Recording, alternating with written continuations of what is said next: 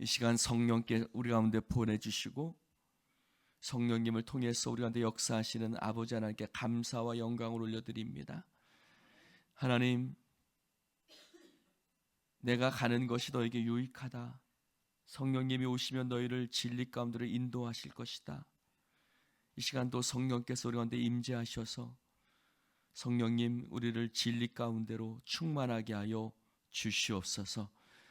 이 시간 우리의 연약함이, 우리의 부족함이 우리를 늘 넘어뜨립니다.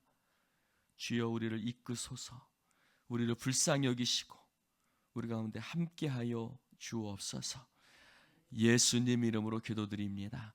아멘. 2026년 3월 17일 화요일 사순절 5주차 24번째 날, 새 언약을 맺으리라. 예레미야 31장 27절부터 34절까지 말씀입니다.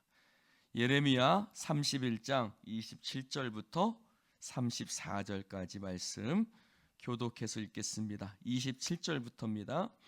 여호와의 말씀이니라. 보라, 내가 사람의 씨와 짐승의 씨를 이스라엘 집과 유다 집에 뿌릴 날이 이르리니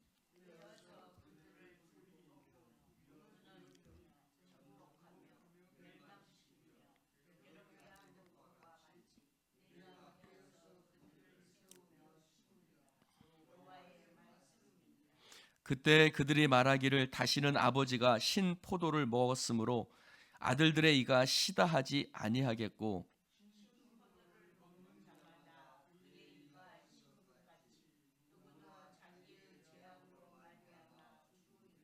여호와의 말씀이니라. 보라, 날이 이르리니 내가 이스라엘 집과 유다 집에 새 언약을 맺으리라.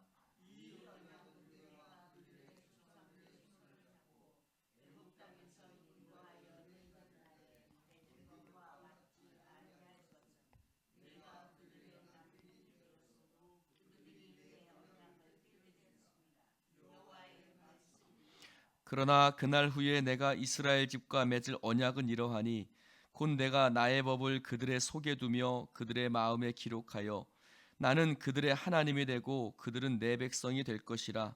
여호와의 말씀이니라.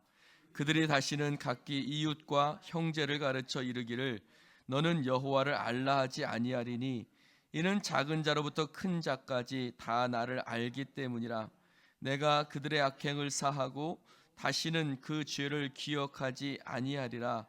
여호와의 말씀이니라. 아멘. 할렐루야. 4주차의 주제는 유다 왕들에게 심판을 선언하다라는 주제였습니다. 5주차부터의 주제는, 이제 5주차의 주제는 회복, 새 언약을 예언하다입니다. 여러분, 새 언약이라고 얘기를 합니다. 오늘 새 언약이라는 말씀은 오늘 예레미야 31장에 있는 오늘 우리가 읽은 말씀에 처음 나오는 말씀입니다. 보라, 날이 이르리니 내가 이스라엘 집과 유다 집에 새 언약을 맺으리라. 하나님께서 우리와 새 언약을 맺으시겠다고 말씀하셨습니다. 여러분, 유다는 예레미야의 예언대로 586년에 멸망했습니다. 느부갓네살의 군대가 1년 반 정도 이스라엘 예루살렘 성을 포위했고, 그리고 예루살렘 성은 무너졌습니다. 예루살렘 성은 쑥밭이 되었고 성전도 무너졌습니다. 비참한 죽음을 당했습니다. 그 가운데는 왕도 있었고 방백들도 있었고 귀족들도 있었고, 시드기야도 두 눈이 뽑힌 채로 바벨론으로 끌려갔습니다. 그 상황 가운데 하나님께서 새 언약을 말씀하십니다. 오늘 새 언약이 필요한 이유에 대해서 말씀하고 있습니다. 뭐라고 말씀하고 있냐면 32절에 내가 그들의 남편이 되었어도 그들이 내 언약을 깨트렸다. 내가 그들의 남편, 그들은 누굽니까? 이스라엘이죠. 하나님이 이스라엘의 남편이 되었으나도 그들이 내 언약을 파하였다, 깨트렸다. 여러분 새 언약, 자 저를 보십시다. 그러면 새 언약이 있으면 옛 언약이 있죠. 하나님이 이스라엘 백성과 처음 세운 언약은 어디서 세운 거죠? 시내산에서 세웠어요. 그것이 처음 언약, 옛 언약이었습니다. 하나님께서 모세와 이스라엘 백성이 모세를 통해서 이스라엘 백성과 언약을 세울 때 하나님께서는 어디에다 그 언약의 말씀을 기록하셨냐면 돌판에다가 기록했습니다. 하나님께서 이스라엘 백성과 언약을 맺을 때 하나님께서 이스라엘 백성을 애굽 종되었던 것에서 이끌어내시고 그들을 해방하셨어요. 그리고 그들을 시내산으로 이끌어내셨습니다. 애굽의 모든 장자들이 죽음을 당했죠. 어린 양의 피로 그들이 이스라엘 백성들이 해방되고 다시 그들이 나올 수 있었습니다. 하나님께서 그들을 얼마나 사랑하셨는지 마치 신혼 시절 같았다라고 하나님은 말씀하셨습니다. 내가 너희들의 손을 잡고 라고 말씀하셨습니다. 하나님 얼마나 이스라엘 백성을 사랑하셨는지 하나님께서 그들을 사랑하셨고 이스라엘 백성은 하나님을 사랑했습니다. 그래서 호세아는 남편과 아내의 관계로 하나님과 이스라엘 백성의 관계를 설명했습니다. 여러분 창조주 하나님이 이스라엘의 남편이 되셨어요. 창조주 하나님이 온 땅의 주인이신 하나님이 이스라엘을 당신의 아내로 맞이해 주신 거예요.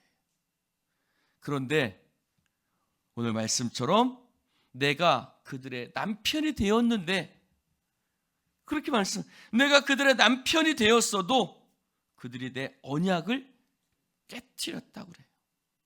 새 언약이 필요한 이유가 바로 여기에 있어요. 그들이 하나님의 언약을 깨트렸다는 거예요. 그들이 하나님의 말씀에 불순종했어요. 하나님 남편 되시고 그들이 우리 이스라엘 백성들이 아내가 되었지만 우상에게 가서 절했어요. 그들이 정절을 지키지 않았어요. 다른 남자를 만나듯 이방신들 앞에 절하고 그들이 하나님 앞에 나아오지 않았습니다.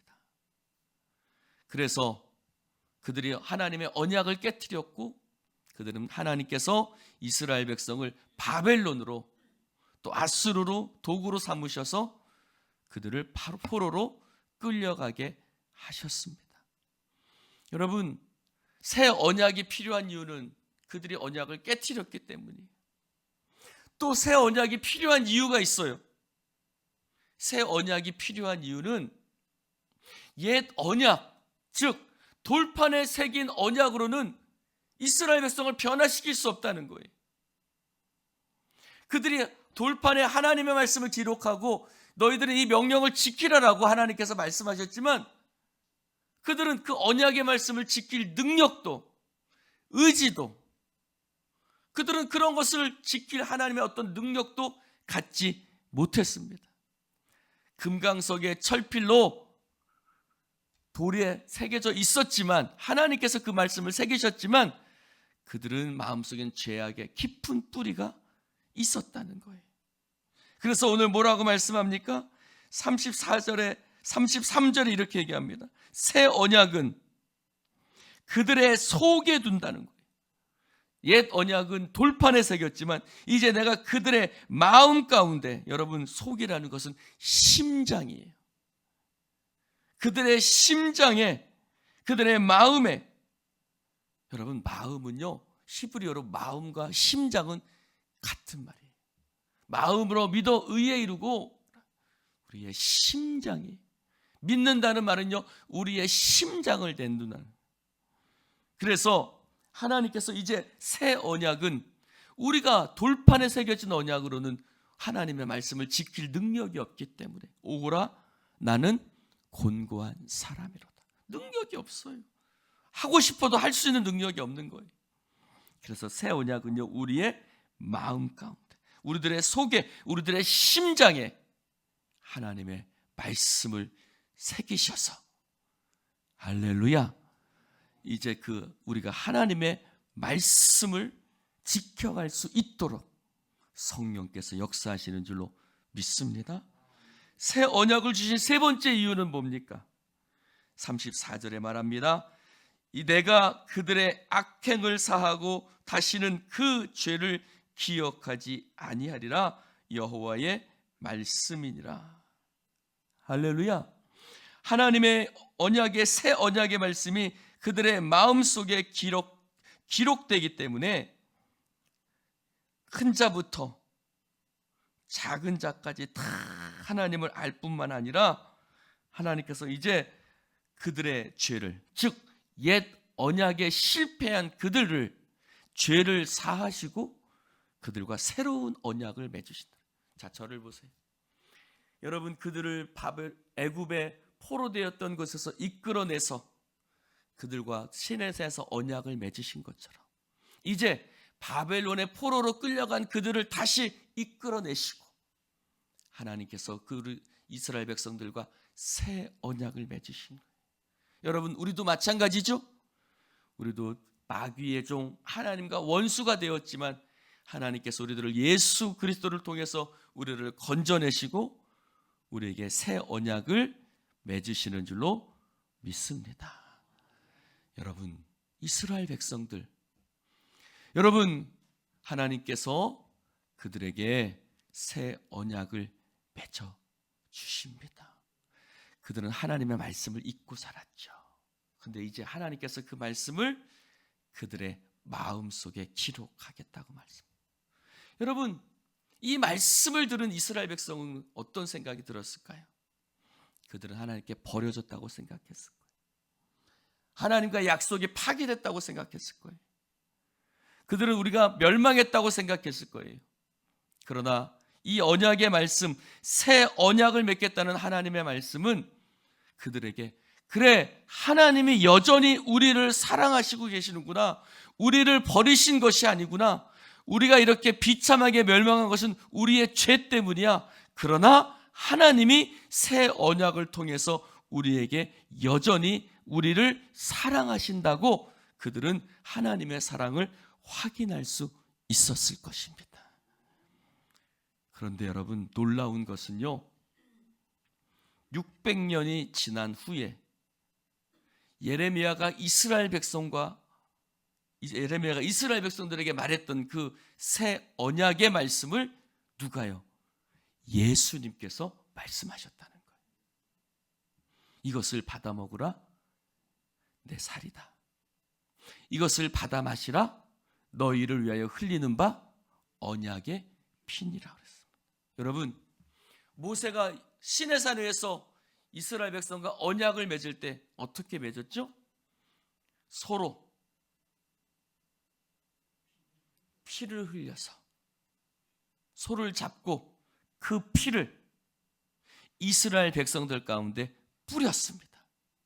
출애굽기 24장 8절의 말씀에 보면 모세가 그 피를 취하여 백성에게 뿌려 가로되 이는 여호와께서 이 모든 말씀에 대하여 너희와 세우신 언약의 피라 그랬어요. 여러분, 옛 언약은 짐승의 피를 통해서 하나님과 이스라엘 백성이 맺은 언약이었어요. 그런데 새 언약은요, 짐승의 피가 아니에요. 짐승의 피가 아니라 하나님의 아들 예수 그리스도의 피로 영원한 언약을 하나님께서 세워 주신 줄로 믿습니다. 새 언약은 돌판에 새긴 언약과 다릅니다. 우리의 마음판에 새긴 성령의 법입니다. 그래서 로마서 8장 1절에 뭐라고 말합니까? 그러므로 이제 그리스도 예수 안에 있는 자에게는 결코 정죄함이 없나니 이는 그리스도 예수 안에 있는 생명의 성령의 법이, 생명의 성령의 법은 새 언약을 얘기합니다. 죄와 사망의 법은요, 옛 언약을 얘기합니다. 생명의 성령의 법이 죄와 사망의 법에서 너를 해방하였다고 말씀하고 있습니다. 하나님께서 예수 그리스도의 보혈로 죄와 사망의 법에서 저와 여러분을 해방하여 주신 줄로 믿습니다.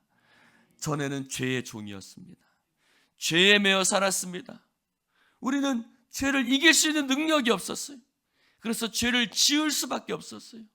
그것이 내 발목을 묶고 있었어요. 그러나 이제 성령으로 말미암아 죄와 사망의 법에서 생명의 성령의 법으로 우리를 해방하여 주신 줄로 믿습니다.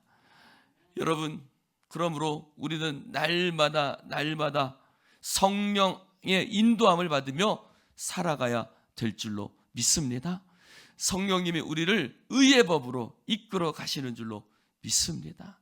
그래서 로마서 8장 12절에 말합니다.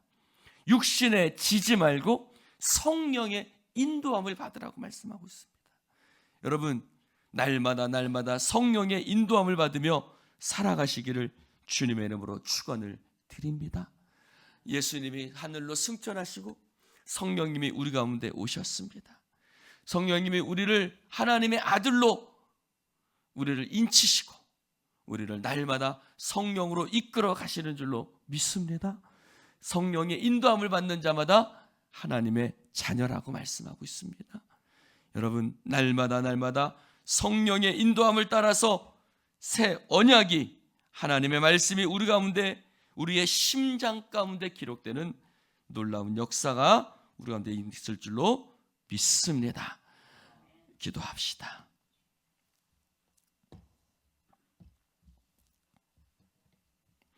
하나님 아버지, 감사합니다. 성령님을 통해서 하나님의 말씀이 우리의 심장 가운데 새겨지고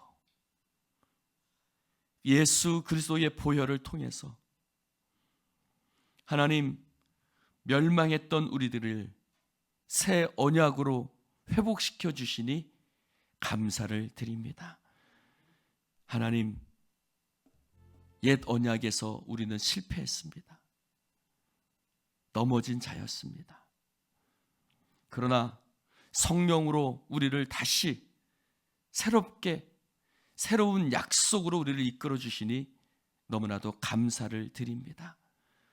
실패했고 넘어졌던 우리들을 예수 그리스도의 보혈로 다시 일으켜 세워 주시옵시고, 하나님, 우리와 이제 새 언약을 맺으시는데 성령을 통해서 우리가 하나님의 말씀을 지켜 나아갈 수 있도록 우리를 죄의 종이 아닌 의의 종으로 삼아주시니 감사를 드립니다. 날마다 성령으로 충만하게 하여 주시옵시고, 성령님이 우리를 하나님의 말씀의 공동체로, 성령의 사람으로 우리를 인도하여 주시옵소서.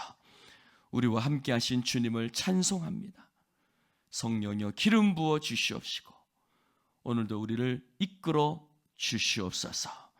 예수님의 이름으로 축복하며 기도드리옵나이다. 아멘.